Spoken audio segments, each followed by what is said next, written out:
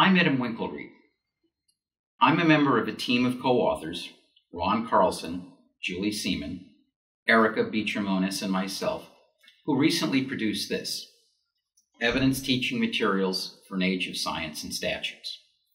This is our 7th edition, and I'd like to take a few moments today to talk to you about our new edition. As many of you know, the last few editions of our coursebook have had a dual focus: expert testimony and statutory interpretation. We've chosen those two foci because they are such pervasive issues. Expert testimony. 86% of the trials in California involve expert testimony. Statutory interpretation.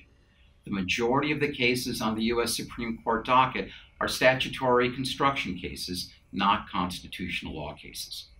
What we've tried to do in the 7th edition is update both of those foci. With respect to expert testimony, we've included references to the 2009 NRC report. We've also integrated a discussion of the Supreme Court decisions on forensic reports. For example, Bullcoming, Melendez-Diaz, and Williams. With respect to statutory construction, throughout, we've included the wording of the restyled rules. In some cases, we've also included the wording of the former rules because we wanted to raise interpretive issues. And to help you discuss those interpretive issues with your students, we've included some excerpts from the classics: Eskridge and Fricke, Easterbrook, Cleary. We want to give you a book that'll be a vehicle for discussing problems in statutory interpretation with your students. The bottom line, we want to prepare a tool to help the students, to prepare them to litigate in an environment in which they're going to frequently encounter expert testimony and in which they're constantly going to be working with statutory material.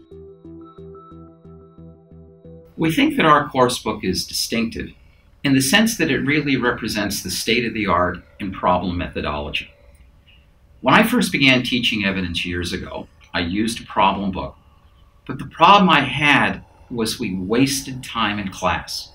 We jumped from fact situation 1 in problem 1 to fact situation 2 in problem 2 to fact situation 3 in problem 3. And in those transitions, the students needed some time to orient themselves to each new fact situation. We've tried to eliminate that problem by spinning every problem in the coursebook off of 2 master case files: the Hill civil action and the Devitt criminal prosecution. Every problem in the text is based on those 2 case files. At the end of the hearsay chapter, we've got a very extended hearsay drill with respect to the definition of hearsay, and once again, every one of those hypotheticals spins off the case files. And consequently in class, all you need to do is say the Hill case, the Devitt case. The students are immediately oriented. You don't waste that time. Over the course of the entire semester, you can cover more ground. And the other advantage of using these master case files is this: it's a more realistic learning experience for the students. In the real world, you don't work with the fact situation for part of an hour or a day or even a week. You live with that case file for months. And over the course of the months, you get increasingly sophisticated, deeper insights into the fact situation. That's the sort of experience you can give your students when you use this type of coursebook. There are 2 noteworthy aspects to the organization of this coursebook. To begin with, before we even get into evidence law proper, we devote 3 chapters, chapters 3 through 5, to the procedural framework within which evidence law operates. One of the things we've learned over the years is that our brethren in civil procedure don't teach our students much about trial procedure. And the point is they need to understand this procedural framework. Unless they understand the organization of the trial, they're going to have difficulty with impeachment and rehabilitation. Unless they understand 104A, they're not going to fully appreciate the judge's gatekeeper role under Daubert. And certainly if they don't understand 104B, they're going to have difficulty with the authentication doctrine. What we've tried to do is give them that procedural framework early in the coursebook. The second noteworthy feature is that we also place logical relevance early in the book. In terms of evidence law proper, it is the second chapter in the book. And we've done that, putting it before character, before the rules of limited admissibility, before hearsay. And why?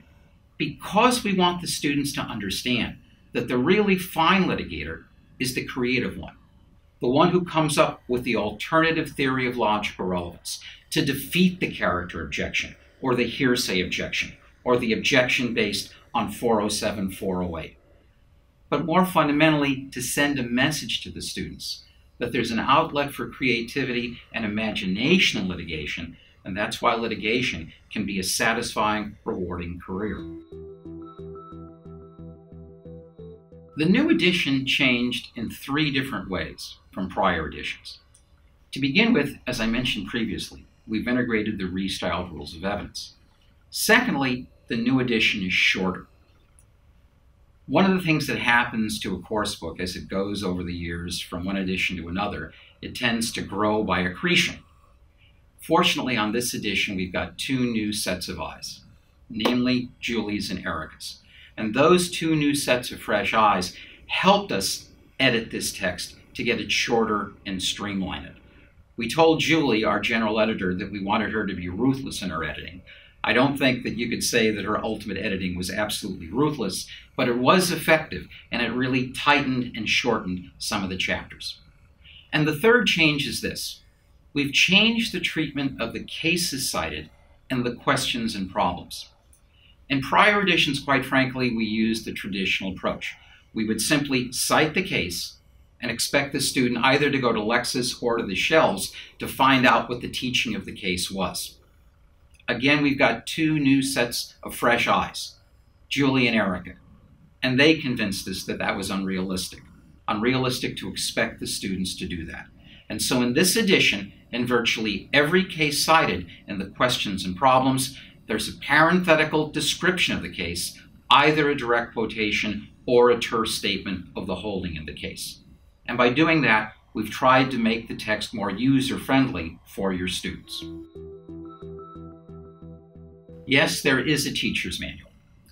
Although Ted Kiyanka has retired and he's no longer a co-author, we still have the benefit of that wonderful teacher's manual that he prepared for all of the prior editions. It's not only a comprehensive manual, it's also annotated to the specific pagination in the course book, so it's easy for you to go from one to the other. Just as we've tried to make the course book more user-friendly for your students, we've tried to make it user-friendly for you. In addition to consulting the teacher's manual, you should always feel free to consult us. We've tried to give you a course book that will work for you in an age of science and statutes, but you should always feel free to contact any one of us if you have any questions about the course book, the teacher's manual, or in general about teaching evidence. And finally, thank you very much for taking your time to view this author's video.